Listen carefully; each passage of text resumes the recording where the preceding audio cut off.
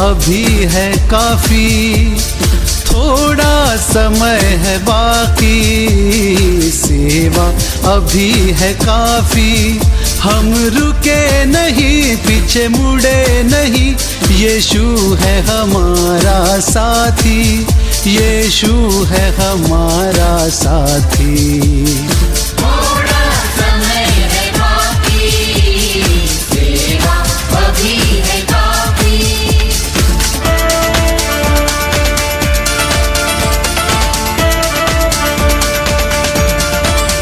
संदेश सुना के जाना, सेवा से नहीं शर्माना। संदेश सुना के जाना, सेवा से नहीं शर्माना। चाहे जग हमें रोके, चाहे दुख के झकोरे, हमें देगा वो भरपूर शांति, हमें देगा वो भरपूर शांति। थोड़ा समय है बाकी, सेवा अभी है काफी।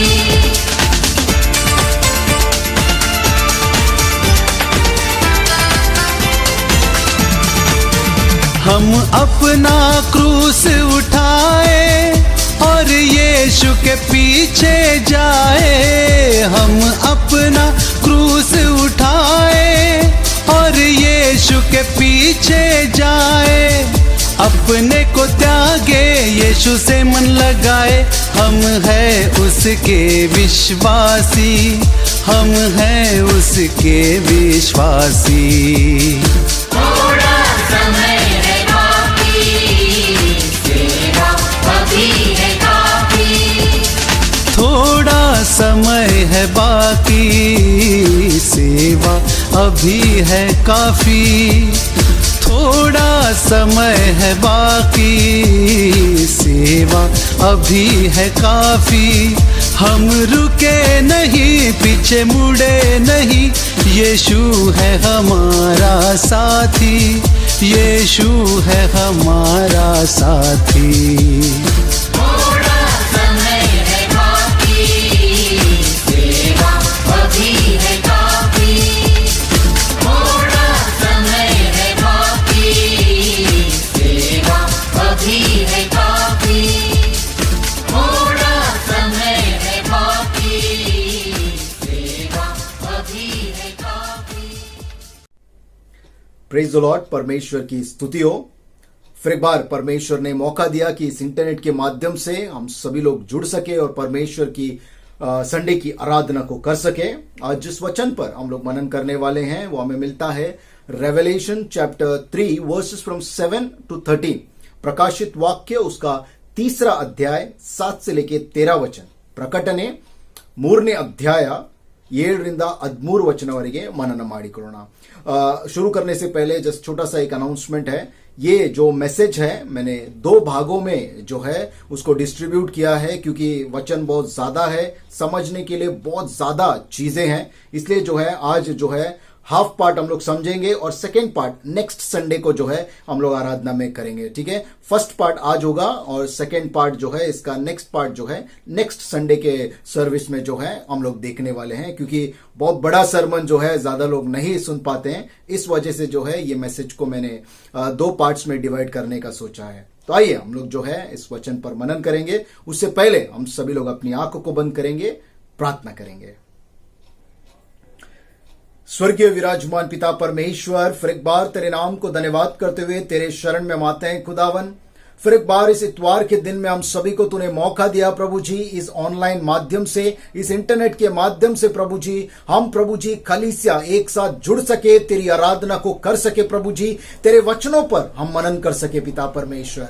हाँ प्रभु जी, हम प्रभु जी इस समय को परमेश्वर हम सभी के प्रभु जी ध्यान को तेरे हाथों में सौंपते परमेश्वर। हमारा ध्यान यहाँ ना भटकते हुए केवल और केवल तेरे वचनों पर, तेरे नाम पर बना रहे पिता परमेश्वर। हर एक डिस्टर्बेंस को तेरे नाम से रोकता हूं खुदावन। आज जो वचन पर हम मनन करेंगे खुदावन, हमारी जिंदगी में एक नया प्रोत्साहन, एक नया बदलाव को लेकर आने वाला हो सके खुदावन। आप प्रभु जी मेरे साथ प्रभु जी हर एक लोग जो जुड़े हैं प्रभु जी इस समय में इकट्ठा होकर प्रार्थना में खुदावन, हर हर एक को तेरे पवित्र हाथों में सौंपता हूं प्रभु जी। आगे के सारे समय को मैं अपने आप को, इस वचन को तेरे पवित्र हाथों में सौंपते हुए प्रार्थना यीशु मसीह के नाम में मांगता हूं, सुन और कबूल कर प्रभु।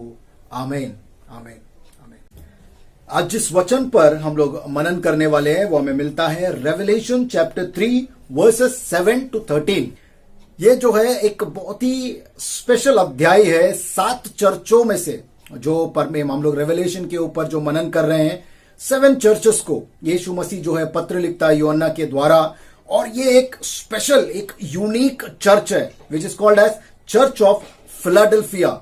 चर्च ऑफ फिलाडेल्फिया, इसको जब पत्र लिखता है, ये बहुत ही यूनिक चर्च है क्योंकि एक भी दोष वाला बात यहां पर नहीं, एक भी क्रिटिकल या क्रिटिसाइज करने वाला, जैसे हर चर्च को यीशु मसीह कहता है कि तुम्हारे खिलाफ मेरे पास कुछ है, तुमने ये गलत किया है, तुम इससे जो है पश्चाताप करो। लेकिन इस वचन में ऐसा कोई भी ये नहीं है। इस कलीसिया को सिर्फ तारीफ किया है और एक नया प्रोत्साहन को जो है यीशु मसीह देने वाला है करके हम लोग देखते हैं।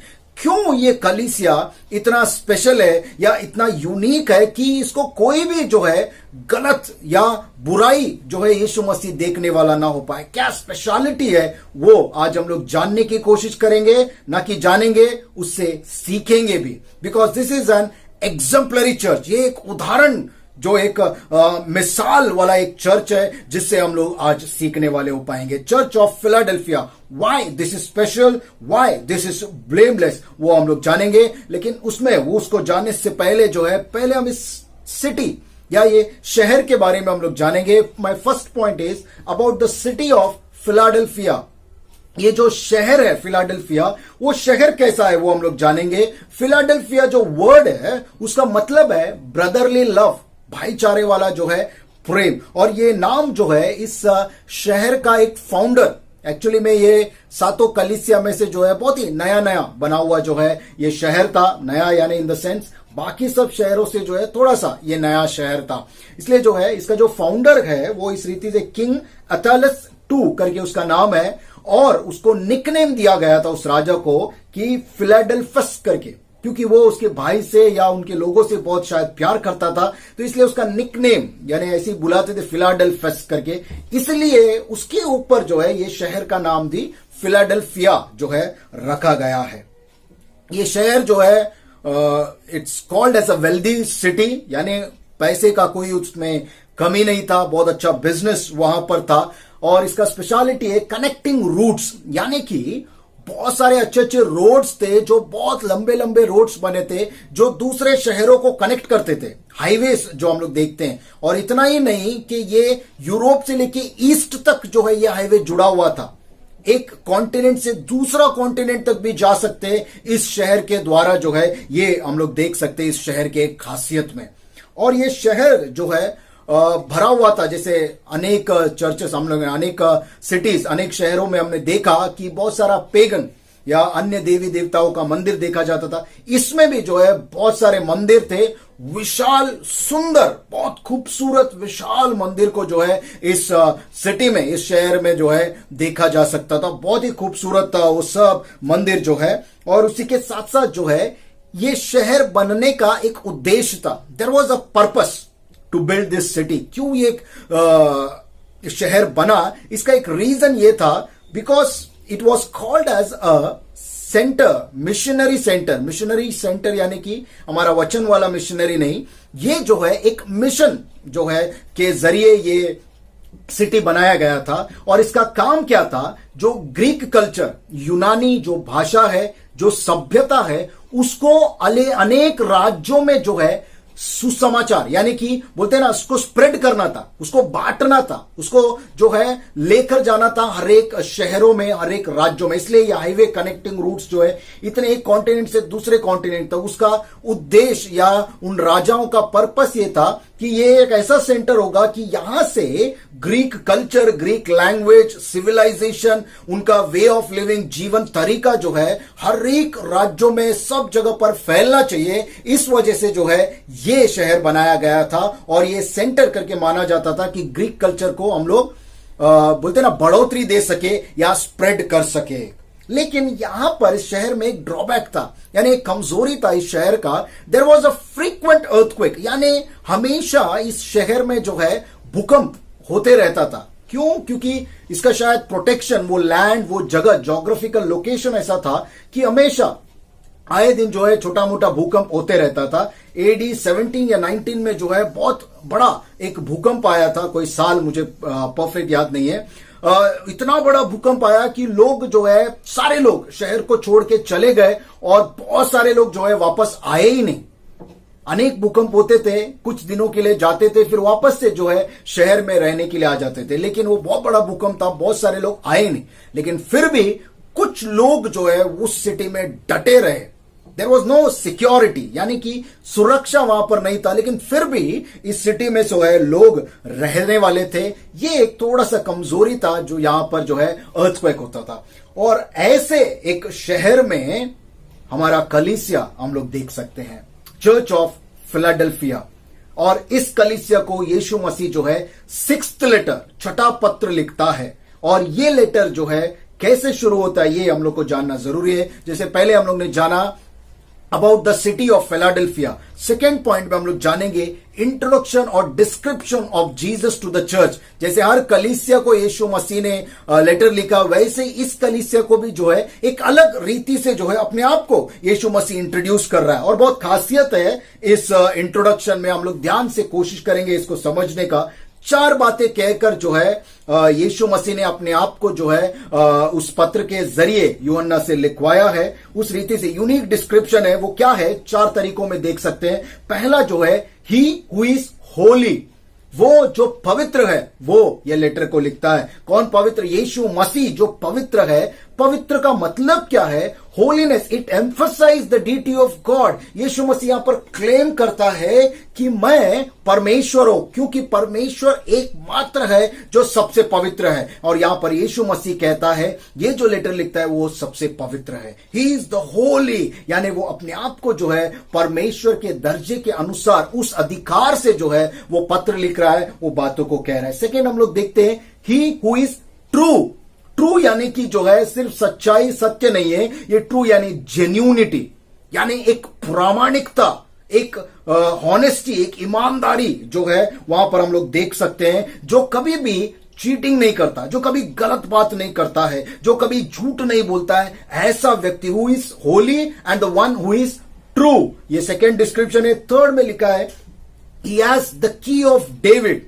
हम लोग जो है इसके बारे में जो है भविष्यवक्ताओं की किताबों में पढ़ सकते हैं, अयशाया में भी हम लोग इसके बारे में पढ़ सकते हैं। की ऑफ डेविड, की ऑफ डेविड जो है इसका बहुत ही अच्छा डिस्क्रिप्शन दिया है। डेविड जो है इंडिकेट करता है मेसाइनिक थ्रोन, ये सिंबलाइज करता है, ये किसको दर्शाता है? मेसाइनिक थ्रोन, यानी मसीह का सिंहासन। क्योंकि ऐसा कहा हम लोग बहुत बार वचनों में पढ़ते हैं, दाऊद के वंशज से जो है एक मसीहा आने वाला है। जो दाऊद का जो जनरेशन था, दाऊद का जो रुतबा था, वो जो है एक अधिकारी वाले था, वो सिंहासन पर बैठने वाला था। इसलिए यीशु मसीह कहता है की ऑफ डेविड, यानी कि वो जो दाऊद महाराज का जो वो चाबी है वो मेरे पास है, यानी अधिकार है। सेकेंड हम लोग देखते हैं की का मतलब ही क्या है? अथॉरिटी, यानी उसके पास वो अधिकार है कि कौन राज्य में जा सकता है, कौन राज्य से जो है नहीं जा सकता है करके हम लोग इस वचनों में पढ़ सकते हैं। ये डिस्क्राइब करता है उसके ओनरशिप, उसके अथॉरिटी, सोवरिटी, यानी उसके पास वो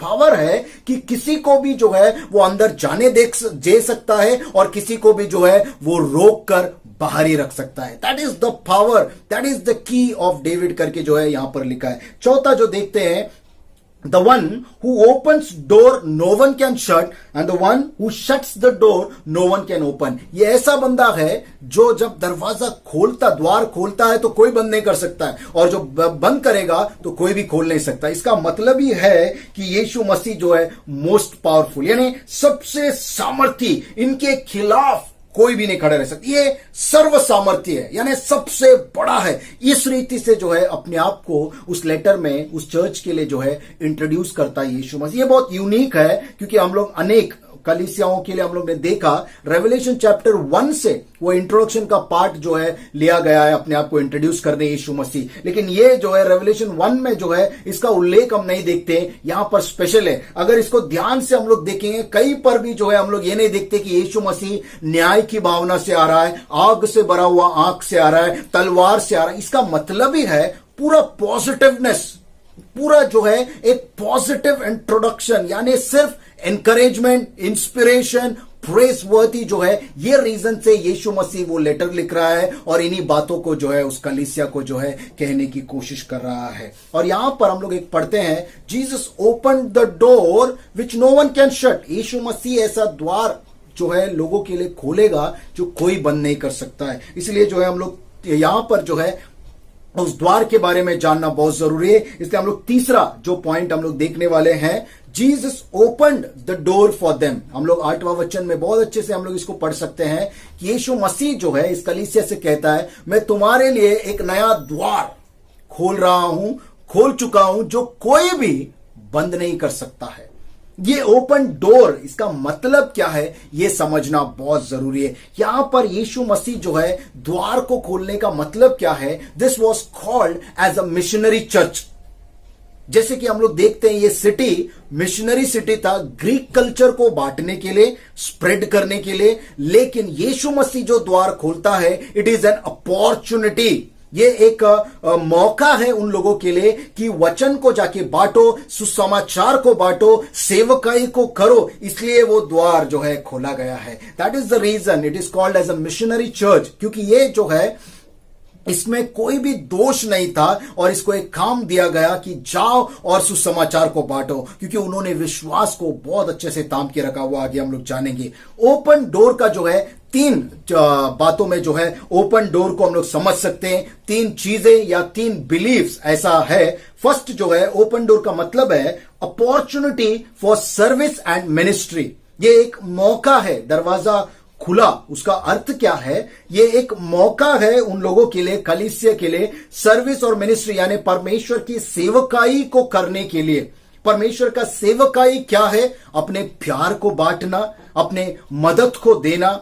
हर रीति से जो है यीशु मसीह का प्यार कैसे हम लोग बांट सकते हैं, या परमेश्वर जो सिखावट देता है हमें, लोगों की सेवकाई हम लोग कैसे कर सकते हैं। ये द्वार जो है लोगों की सेवकाई के लिए यीशु मसीह ने कलीसिया के लिए खोला है। दूसरा जो बिलीफ ऐसा है, कोई लोग ये मानते हैं कि it is a clear entrance to heaven. उनको जो है ये द्वार खोलने का मतलब क्या है, it is a salvation, it is a door of salvation, यानी ये द्वार उनके लिए खुला है। इसका मतलब है direct entry to the kingdom of God, to the heaven. स्वर्ग में ये कलीसिया को डायरेक्ट एंट्री यीशु मसीह दे रहा है करके बहुत सारे लोग जो है ऐसा भी मानते हैं कि इट इज अ गारंटी कि ये लोग जो है स्वर्ग जाने वाले हैं और इनके लिए स्वर्ग का द्वार यीशु मसीह ने खोल दिया जो कोई बंद नहीं कर सकता है। तीसरा जो इसका मानना है, तीसरा विश्वास, तीसरे ग्रुप के लोग ऐसे मानते हैं, ओपन डोर यानी opportunity to share Christ and gospel. ये एक मौका है कि यीशु मसीह के बारे में सुसमाचार को फैलाना, यीशु मसीह को बांटना, लोगों में यीशु मसीह के बारे में बताना और उसके सुसमाचार को। पहले हम लोग ने देखा ओपन डोर का मतलब सेवकाई। सेवकाई यानी सिर्फ इवेंजलिज्म नहीं है, सिर्फ वचन को बांटना नहीं है, परमेश्वर के प्रेम को बांटना, किसी की मदद को करना भी जो है एक सेवकाई है। दूसरा हम लोग देखते हैं direct entry to the kingdom of God, यानी स्वर्ग में डायरेक्ट एंट्री। तीसरा हम लोग देखते हैं कि वचन को बांटना, यीशु मसीह जो सिखाता है उसके सुसमाचार को बांटना, यानी this is the evangelism. Service भी है, इवेंजलिज्म भी है। इस पैसेज को जब हम लोग देखते हैं, दूसरा एक्चुअली में सही है, तीनों भी जो है इंटरप्रिटेशन सही है, लेकिन फर्स्ट एंड सेकेंड सेवकाई, मिशन जो है यीशु मसीह ने जो है वहां पर खोला है और उनको पूरा बोलते हैं कि पूरा सुविधा यानी आजादी है कि जाओ और सुसमाचार फैलाओ, और बहुत हद तक जो है इन्होंने उस कार्य को किया है। इसीलिए जो है ये कलीसिया तारीफ के काबिल जो है कलीसिया बना हुआ है। लेकिन ये ऐसे ही इन्होंने काम नहीं किया, बहुत सारे रुकावटें, बहुत सारे जो है प्रॉब्लम्स इनके जीवन में आए, लेकिन फिर भी ये कलीसिया इन बातों को, वो जो दरवाजा यीशु मसीह ने खोला सेवकाई के लिए, अपनी सेवकाई को बखूबी से इन्होंने किया, हर एक रुकावट के बीच में भी। क्या रुकावट है ये हम लोग अगले पॉइंट में जानेंगे। माय फोर्थ पॉइंट, जो चौथा अंश मेरा ऐसा है, 2 ऑब्स्टेकल्स दे फेस्ड। तो ऐसी रुकावट है जो जिनका जो है उनको सामना करना पड़ा, ये कलीसिया को, ये चर्च को। 2 रुकावटें क्या क्या थी हम लोग देख सकते हैं। वर्स 8 में, वर्स 9, 8वां और 9वां वचन में जो है ये 2 रुकावटें देख सकते हैं। फर्स्ट जो है उनका कमजोरी या उनका जो है एक रुकावट या उनका ऑब्स्टिकल क्या था। First is less power, powerlessness, यानी हिंदी में ऐसा कहा गया है, मुझे पता है आपके कामों को मैंने देखा है और आपका कम सामर्थ्य है, आप में सामर्थ्य बहुत कम है, काबिलियत कम है, या आपका जो ताकत है वो कम है, फिर भी आपने बहुत अच्छी रीति से जो है कार्य को किया, ऐसा यीशु मसीह कहता है। तो पहला जो ऑब्स्टेकल है, पहला जो रुकावट है, उनका सामर्थ्य, उनका पावर बहुत कम था, उनमें ताकत बहुत कम था। किस रीति से ये ताकत को देख सकते हैं, ऐसा कहा जाता है हिस्टोरिक फिगर्स में कि ये चर्च बहुत छोटा था, यानी less in numbers, come power, यानी कम लोग जो है उस कलीसिया में थे, कम विश्वासी थे। ऑब्वियसली कम लोग हैं और ज्यादा लोगों में सेवकाई करना है, तो ऑब्वियसली जो है अपने आप को जो है कमजोर वो महसूस कर सकते हैं। और दूसरा हम लोग कारण देख सकते हैं, दे वेर वीक, यानी कि वो लोग जो है काबिलियत में, एक टैलेंट में या कई बातों में जो है अपने आप को कमजोर मान सकते थे, क्योंकि यीशु मसीह का वचन कहता है they were powerless, They were having less power, बहुत कम सामर्थ्य था उनका, बहुत लोग कम थे, काबिलियत कम था, लेकिन फिर भी ये रुकावट उनके कार्य को नहीं रोक पाया। इसलिए वचन कहता है आपके पास सामर्थ्य कम था, लेकिन फिर भी आपने परमेश्वर का सेवकाई का। इन लोगों ने जो है एक जो पौलुस कहता है दूसरे कुरिन्थियों का 12वां अध्याय 9वां 10वां वचन में, पौलुस कहता है कि मेरी कमजोरी में परमेश्वर के सामर्थ्य को हम लोग देख सकते हैं। आई एम वीक एंड जब मैं कमजोर हूं तो परमेश्वर मेरे अंदर से जो है काम करता है। तो कमजोरी बहुत ब्लेसिंग है। कमजोरी ये एहसास दर्शाता है, एहसास दिलाता है कि हम लोग परमेश्वर के ऊपर निर्भर रहना है। We are dependent on God. और ये लोग भी जो है उनका सामर्थ्य, उनका ताकत, उनका लोग कम थे, लेकिन परमेश्वर के ऊपर उनका भरोसा, उनका जो है स्थिरता या अपने आप को जो है उनके ऊपर, परमेश्वर के ऊपर निर्भर थे। इसीलिए वो कमजोरी में भी जो है उन्होंने अपने कार्यों को बहुतायत से निभाया और यीशु मसीह जो है उस कार्यों का तारीफ करता है। दूसरा जो ऑब्स्टेकल या रुकावट हम लोग देख सकते हैं, persecution from Zeus. 10th verse में हम लोग देख सकते हैं यीशु मसीह कुछ ऐसा कहता है कि synagogue of Satan, they are Jews but not in true.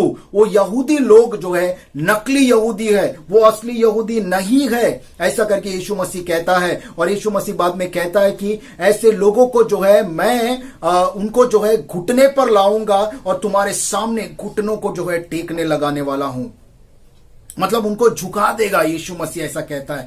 झूठे यहूदी यानी नकली यहूदी, यानी यहूदी होकर भी वो परमेश्वर को नहीं जानते, क्योंकि असली यहूदी, स्पिरिचुअल यहूदी वो है जो अब्राहम के फेथ, उसके विश्वास को लेकर चलता है और वो मसीहों के खिलाफ नहीं हो सकता है, यीशु मसीह के खिलाफ वो नहीं हो सकता है। ये ज्यूस क्या करते थे वहां पर, यहूदी लोग ये मसीहों को रोकते थे प्रचार करने के लिए। जैसे स्मरना के चर्च में हम लोग देखते हैं यहूदी लोग जो एक रुकावट बने हुए थे कि यीशु मसीह का जो प्रचार है वो नहीं होना चाहिए करके। यहां पर भी ये यहूदी इस कलीसिया को जो है रोकने वाले थे, रुकावट पैदा करते थे, हमेशा जो है इनको सताते थे या गलत रीति से जो है इनको नीचा दिखाते थे। लेकिन यीशु मसीह जो है यहां पर कहता है उनको मैं झुका दूंगा। क्यों झुका दूंगा? क्योंकि मसीह कहता है उस परसिक्यूशन में, उस तकलीफ में भी जो है आपने अपना काम नहीं रोका। ये कलीसिया ने उस परसिक्यूशन में, उस अत्याचार में अपने कामों को नहीं रोका। वो लोग फिर भी अपने काम को कर रहे थे। प्रैक्टिकली अगर हम लोग देखेंगे, हम भी अपनी कलीसिया से कोई मिनिस्ट्री वर्क या कोई भी जो है सेवकाई का काम करते, बहुत सारे ऐसे यहूदी हमारे कलीसिया में भी है जो नेगेटिव्स बोलेंगे या जो रोक देंगे। क्यों, क्या जरूरत है ये सेवकाई का? अच्छी बातों को भी जो है रोकने वाले आज हमारे कलीसियाओं में, हमारे मसीह सर्कल में हैं, और यही यीशु मसीह यहां पर दर्शाता है। लेकिन रुकावटें यीशु मसीह की सेवकाई को नहीं रोकना चाहिए। हमें वो सामर्थ्य, वो विश्वास दिखाना है कि मैं परमेश्वर के लिए कार्य करूंगा। हर एक रुकावटों को उभार कर, जीत कर जो है जाकर सेवकाई करना। इसलिए यीशु मसीह इनका तारीफ करता है। इतने ये दो बहुत ही इंपॉर्टेंट रुकावटें थी, यानी बहुत ही टेरिबल रीति से जो है इनके खिलाफ जो है ये काम कर रही थी, लेकिन फिर भी ये लोग रुके नहीं। अपने आप को परमेश्वर के ऊपर निर्भर करते हुए, उस अत्याचार को सहते हुए जो है अपने कार्य को आगे ले चला। इसलिए यीशु मसीह कहता है, तुमने एक कार्य को इतने अच्छे से किया है, सेवकाई को किया है इस अत्याचार में भी, इसलिए मैं तुम्हारे लिए ये नकली यहूदियों को, ये जो अत्याचार कर रहे हैं उनको जो है घुटने टिकवा दूंगा। इसका मतलब है कि वो लोग भी एहसास करेंगे कि परमेश्वर यीशु मसीह जो है इन जेंटाइल से, इन गैर यहूदी से, इन मसीहों से भी प्रेम करता है। ये वो लोग खुद अपने आप को पश्चाताप मानकर, एहसास होते हुए जो है वो घुटने टेक देंगे। ऐसा मसीह करने वाला है। इसलिए परमेश्वर का वचन एक इंस्पिरेशन हमको देता है कि हम भी परमेश्वर के कार्यों में अगर कोई भी रुकावटें आए, रुकना नहीं है, आगे बढ़ते जाना है। सेवकाई को जो है रोकना नहीं है, हमारी प्रार्थना को, हमारे वचन को, हमारे मिनिस्ट्री को कभी नहीं रोकना है करके वचन ये कहता है। अपने आप जो कलीसिया के लोग हैं, जो मसीह लोग हैं, जो रोकने वाले, यीशु मसीह जो है मजबूर कर देगा कि वो लोग अपने घुटने को टेके। और ये होगा अगर आप विश्वास योग्य काम करेंगे तो। हालेलुया। ये एक इंस्पिरेशन, एक एनकरेजमेंट यीशु मसीह उस कलीसिया के जरिए हमें भी देता है। हम लोग देखते हैं कि in spite of all this obstacles, ये सब रुकावटों के होने के बावजूद भी ये कलीसिया, यहाँ के विश्वासी विश्वास योग्य बने रहे, अपने कामों को करते रहे। इसलिए जो है पांचवा पॉइंट हम लोग देखेंगे, क्या कामों को उन्होंने किया। फेथफुलनेस ऑफ द चर्च और बिलीवर, ये कलीसिया और विश्वासियों का विश्वास योग्यता जो उन्होंने दिखाया, धार्मिकता जो कार्यों को उन्होंने दिखाया, तीन चीजों में जो है उनके कामों को हम लोग देख सकते हैं, जो वचन बहुत अच्छे से डिस्क्राइब करता है। वर्स हम लोग जो स्टार्टिंग के वर्स में देख सकते हैं, वर्स 8 और वर्स 10 में तीन बातों को जो है उन्होंने किया। हाउ दे वर फेथफुल, क्या यीशु मसीह के कार्य को किया। फर्स्ट जो है, they obeyed Jesus words and teachings, यीशु मसीह के सिखावट को, उसके वचनों का उन्होंने पालन किया बहुत अच्छे रीति से, उनकी आज्ञाओं का बहुत अच्छे से पालन किया। इसलिए मसीह कहता है, आप लोग कमजोर थे फिर भी जो है मेरे वचनों का आपने पालन किया है। You have kept my word. Second है, they did not deny the name of Jesus. ये जो है शायद इंग्लिश में कुछ वर्जन्स में नहीं होगा, लेकिन हिंदी में जो है बहुत अच्छे से लिखा है और कुछ वर्जन्स में क्लियर लिखा है कि they did not deny the name of Jesus. यीशु मसीह के नाम को उन्होंने कभी नकारा नहीं। डर के जो है, घबरा कर जो है, हार के जो है वो यीशु मसीह को नहीं छोड़ा। उन्होंने यीशु मसीह के नाम को हमेशा जो है अपने ऊपर लेकर वो प्रचार के काम को आगे लेते चले गए। This was the work. और इसलिए यीशु मसीह उनका तारीफ करता है कि कभी भी उन्होंने यीशु को नहीं छोड़ा, उसके नाम को नहीं छोड़ा, इसलिए उनका सामर्थ्य जो है उनके साथ था। तीसरा हम देखते हैं, दे पेशेंटली एंड्योर्ड, वो बहुत धीरज से जो है हर अत्याचार को उन्होंने सह लिया, हर अत्याचारों में जो है अपने कामों को जो है उन्होंने किया है। पेशेंटली एंड्योर्ड, इसका मतलब कि तीन चीजों को देखकर जो है एक स्टेटमेंट मुझे याद आता है, they focus on faithfulness instead of fear.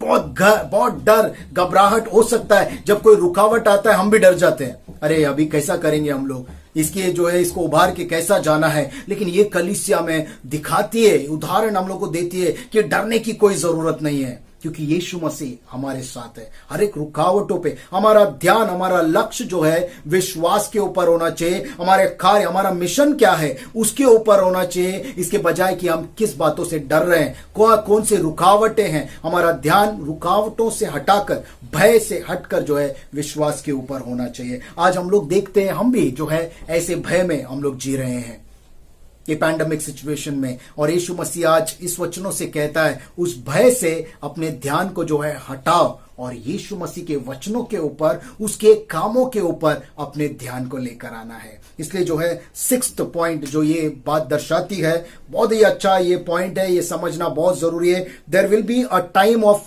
Trouble. बहुत अलग अलग वर्जन्स में अलग अलग वर्ड्स इसके लिए दिए हैं। टाइम ऑफ ट्रबल या हावर ऑफ टेस्टिंग या ट्रिबुलेशन, यानी अत्याचार का समय आने वाला है। पीड़ा का, दुख दर्द का समय आने वाला है, और ये खाली पापियों के लिए नहीं, ये सारे मसीहों के लिए भी है। This is the prophecy. और यीशु मसीह यहां पर कहता है इस कलीसिया को, आपको जो है इस ट्रिबुलेशन से, इस अत्याचार के समय से जो है मैं बचाने वाला हूं। ये अत्याचार, ये दुख, ये तकलीफ जो पूरी दुनिया पर आने वाला है, धरती के सब लोगों पर आने वाला है, लेकिन कलीसिया को कहता है चर्च ऑफ फिलाडेल्फिया से, मैं इस अत्याचार से आपको बचा दूंगा। I will keep you safe from this tribulation, from this time of testing, from this time of trouble. ऐसा यीशु मसीह जो है उस चर्च को कहता है। लेकिन एक सच्चाई यहां पर दर्शाता है यीशु मसीह कि ऐसा समय आने वाला है जब हरेक धरती के जो है हरेक भागों में जो है यह अत्याचार को जो है हम लोग देख सकते हैं। This is the prophecy of second coming, जैसा यीशु मसीह का वचन कहता है। ये ट्रिबुलेशन के बारे में हम लोग आने वाले अध्याय में, रेवलेशन के बहुत विस्तार में हम लोग पढ़ने वाले हैं, लेकिन अभी के लिए जो है थोड़ा सा ब्रीफ हम लोग जानेंगे। ट्रिबुलेशन यानी क्या है। यीशु मसीह जो है अंत का समय आने से पहले, यीशु मसीह का पुनरागमन होने से पहले जो है ऐसा समय होगा, if I am not wrong 7 years जो है हम लोग देखने वाले हैं कि सब लोगों पर जो है, धरती के सब लोगों पर अत्याचार आने वाला है। लेकिन लेकिन लेकिन इस कलीसिया को जो है यीशु मसीह बचाएगा करके वचन कहता है। यानी कुछ लोग हैं जिनको इस अत्याचार से जो है बच सकते हैं। That is called as a rapture. Rapture को जो है जानना बहुत ज्यादा जरूरी है, और ये कलीसिया जो है उसको पाने वाला है। रैप्चर यानी वो अत्याचार का समय आने से पहले, वो तकलीफ का समय आने से पहले कुछ लोगों को यीशु मसीह डायरेक्ट स्वर्ग लेकर जाएगा। उनको वो दुख, वो तकलीफ भोगने की जरूरत नहीं है। जो एंटी क्राइस्ट हम लोग देखते हैं ना, जो शैतान का कार्य होने वाला है, सब मसीहों पर अत्याचार होने वाला है, वो भोगने की जरूरत नहीं है। कुछ लोगों को यीशु मसीह रैप्चर में जो है डायरेक्ट स्वर्ग को लेकर जाएगा। डायरेक्ट उनका जो है ऑलरेडी यीशु मसीह ने उनके कार्य को देखकर खुश है वो, इसलिए उनको जो है डायरेक्ट लेकर जाएगा। और चर्च, इस कलीसिया से भी जो है यीशु मसीह यही कहता है। हम लोग इसमें समझ सकते हैं देयर विल बी लाइक 3 जो है ट्रिबुलेशन में 3 पार्ट हम लोग देख सकते हैं। प्री ट्रिबुलेशन, मिड ट्रिबुलेशन और पास्ट ट्रिबुलेशन। यानी अत्याचार से पहले, अत्याचार के बीच में और अत्याचार होने के बाद। अत्याचार से पहले कुछ लोगों को लेकर जाने वाला है रैप्चर है। अत्याचार के बीच में भी जो है कुछ लोगों को लेकर जाने वाला, क्योंकि वो अत्याचार का समय, जो पीड़ा का, दर्द का समय इस पृथ्वी पर आने वाला है, वो भी जो है आधे आधे में बांट के आने वाला है। 3 साल जो है ऐसे बांट कर जो है वो आने वाला है। तो बीच में भी यीशु मसीह लेकर जा सकता है, लेकिन जो अपने विश्वास को थाम के रखेगा, जो हारेगा नहीं।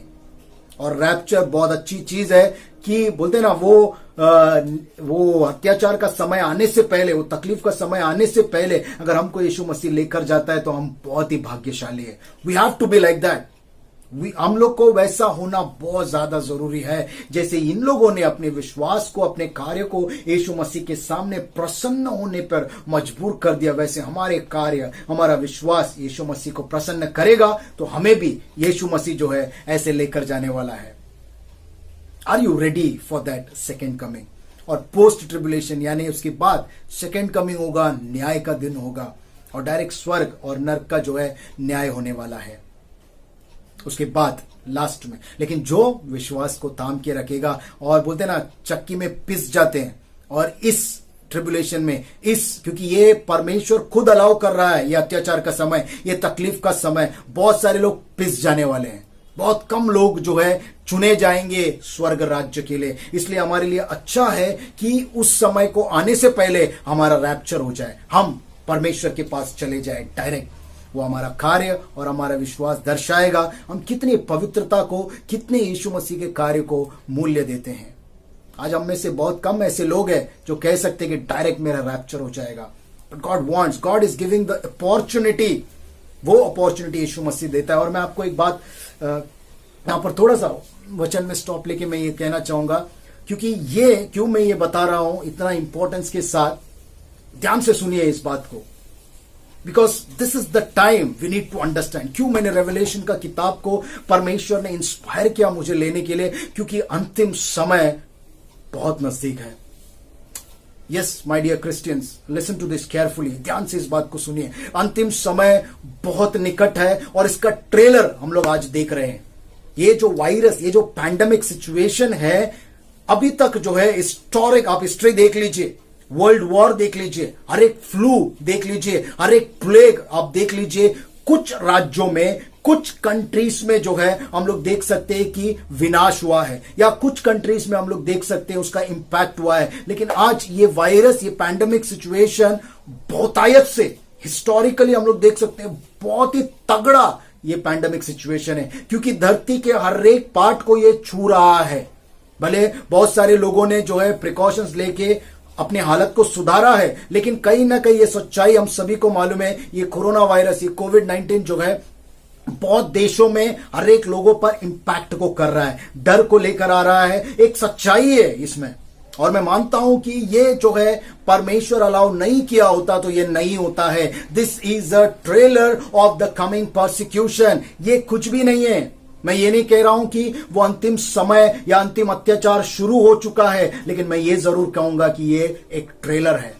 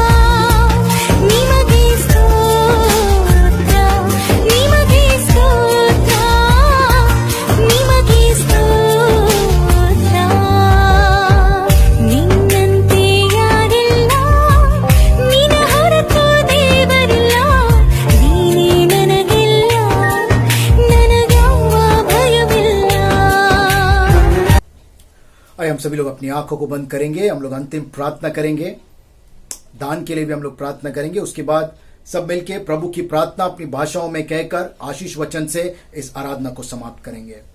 स्वर्गीय विराजमान पिता परमेश्वर, तेरा बहुत बहुत धन्यवाद करते हैं खुदावन। प्रभु जी, इस सुंदर सा समय, ये सुंदर सा वचन आपने हमारे लिए दिया है प्रभु जी, इन कलीसियाओं के लोगों के लिए दिया पिता परमेश्वर, ताकि एक नए बदलाव को हम पा सके परमेश्वर। आप प्रभु जी, बहुत सारे ऐसे लोग हैं अभी भी पाप में पड़े हुए हैं, अभी भी वो लोग ये सोच नहीं रहे कि अंतिम समय कितना निकट है। ये सब ट्रेलर, पैंडेमिक सिचुएशन, ये एक चेतावनी है हमारे जीवन में प्रभु जी।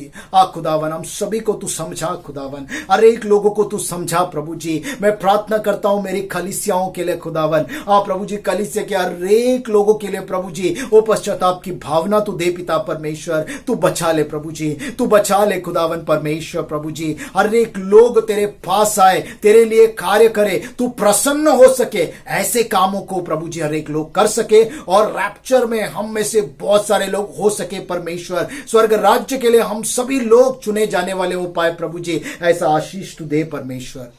अगर अब तक किसी ने प्रभु जी पश्चाताप नहीं किया, उनके हृदय से तू बात कर परमेश्वर। प्रभु जी, आई बेग यू प्रभु जी, मैं मांगता हूं परमेश्वर, हर एक के हृदय में वो पश्चाताप की भावना तू दे खुदावन। मैं जानता हूं तू हर एक से प्यार करता है प्रभु जी। अगर हम लोग नरक जाने वाले हैं परमेश्वर, तो ये हमारा ही डिसीजन है, क्योंकि आज का जो समय आपने दिया है वो समय को हमने इस्तेमाल नहीं किया प्रभु जी, पाप का अंगीकार नहीं किया, पश्चाताप नहीं किया, हम अपने जिंदगी को ऐसे ही जीते गए। प्रभु जी, उस अंतिम दिन आने से पहले ही हम अपने आप को अंगीकार कर सके। आज वो समय है खुदावन, अभी वो समय है कि हम अपने आप को तैयार कर सके। प्रभु जी, इस वचनों के जरिए तूने हम सभी से बात किया है, धन्यवाद करते हैं खुदावन। इस दान को तेरे हाथों में सौंपते हैं, हर एक आना केवल तेरे काम के लिए, तेरे राज्य के लिए उपयोगी हो खुदावन। प्रभु जी, हम सभी लोग अपने ध्यान को रुकावटों से हटाकर तेरी सेवकाई में लगाए प्रभु जी, लोगों की मदद में लगाए परमेश्वर। हम सभी लोग अपना ध्यान डर से हटाकर तेरे विश्वास के कामों में, तेरे वचनों में, तेरे प्रार्थना में आगे बढ़ने में लगाए परमेश्वर। हम इस सांसारिक बातों से ध्यान को हटाकर प्रभु जी इटर्नल स्वर्गीय बातों पर अपना ध्यान को लगाए खुदावन। प्रभु जी, जैसे तेरा वचन कहता है, जो परमेश्वर का राज्य को खोजता है सारी चीजें उसके पीछे आएगी। जिन्होंने जॉब खोया है प्रभु जी, उसको बहुत जल्द नया जॉब मिलेगा। जो क्वारंटाइन में है खुदावन, बहुत जो जल्द परमेश्वर वो बाहर आएंगे खुदावन। लेकिन इन समयों में उनको तो सिखा प्रभु जी कि तेरे नजदीक आना अति आवश्यक है, प्रायोरिटी है। प्रभु जी, हर एक बच्चों को तेरी सुरक्षा में हम मांगते खुदावन। हमारे कलीसिया के परिवार के प्रभु जी, कुछ लोग क्वारंटाइन में हैं, पीड़ित है, जॉब चला गया है, जॉब नहीं है, सैलरी कट हो रहा है। परमेश्वर, सभी को तेरे हाथों में सौंपते प्रभु जी। हर एक को पिता परमेश्वर उनके विश्वास के जरिए भरपूरी से तू दे परमेश्वर, क्योंकि जो तेरे पास आता है उसको कोई कमी नहीं है खुदावन। प्रभु जी, हम तेरे पास आकर प्रभु जी तुझसे वो आशीष पाने वाले हो पाएंगे खुदावन। प्रभु जी, हर एक के जीवन में तेरी सुरक्षा, तेरे स्वर्गीय बातों को मैं मांगता हूं खुदावन। आगे के सारे समय को हम सभी के जीवनों को तेरे पवित्र हाथों में सौंपता हूं। ये प्रार्थना यीशु के नाम में मांगता हूं, सुन और कबूल कर प्रभु, आमीन। प्रभु की प्रार्थना कहेंगे। ಪರಲೋಕದಲ್ಲಿರುವ ನಮ್ಮ ತಂದೆ, ನಿನ್ನ ನಾಮವು ಪರಿಶುದ್ಧವೆಂದು ಎನಿಸಲ್ಪಡಲಿ, ನಿನ್ನ ರಾಜ್ಯವು ಬರಲಿ, ನಿನ್ನ ಚಿತ್ತವು ಪರಲೋಕದಲ್ಲಿ ನೆರವೇರ ಪ್ರಕಾರ ಭೂಲೋಕದಲ್ಲಿಯೂ ನೆರವೇರಲಿ. ನಮಗೆ ಅನುದಿನದ ಆಹಾರವನ್ನು ಇವತ್ತು ದಯಪಾಲಿಸಿಕೊಡು. ನಮಗೆ ತಪ್ಪು ಮಾಡಿದರೂ ನಾವು ಕ್ಷಮಿಸಿದಂತೆ ನಮ್ಮ ತಪ್ಪುಗಳನ್ನು ಕ್ಷಮಿಸು. ನಮ್ಮನ್ನು ಶೋಧನೆಯೊಳಗೆ ಸೇರಿಸಿದ ಕೇಡನ್ನು ತಪ್ಪಿಸು. ಯಾಕಂದ್ರೆ ರಾಜ್ಯವು, ಬಲವು, ಮಹಿಮೆ ಸದಾ ಕಾಲವಿನದೇ ಸ್ವಾಮಿ. ಆಮೇನ್. Now may the grace, mercy and peace of God the Father, God the Son and God the Spirit rest and abide with each one of us now and forevermore. Amen. Amen. Amen. Praise the Lord.